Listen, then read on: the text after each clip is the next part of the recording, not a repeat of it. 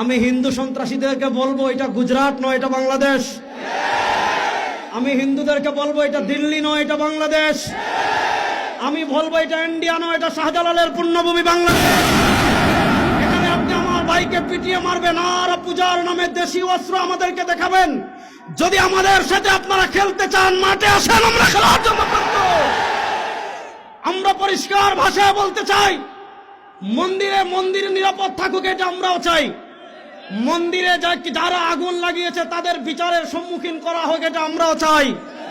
কিন্তু আমার নিরীহ মুসলমানদেরকে যারা ঘন্টার পর ঘন্টা বন্দী রেখে তাদেরকে যারা পিটিয়ে শাহাদাত বরণ করেছে, মনে রাখবেন মুসলমানের রক্ত পান করে পৃথিবীর কেউ নিরাপদ থাকতে পারে নাই, আপনারাও পারবেন না। এই রক্ত কথা বলবে ইনশাআল্লাহ। আমি সর্বশেষ আরেকটা কথা বলে শেষ করছি।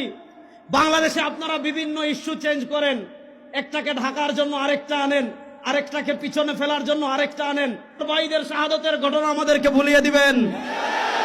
আমরা শাহাদাতের দাবি, আমাদের ভাইদের রক্তের দাবি আদায়ের জন্য আমাদের নেতৃবৃন্দ যদি আমাদেরকে নির্দেশনা দেন, আমাদের নেতৃবৃন্দের আনুগত্য চূড়ান্তভাবে প্রকাশ করে আমার ভাইয়ের রক্তের বদলা নেওয়ার জন্য আমরা প্রস্তুত আছি না ইনশাআল্লাহ।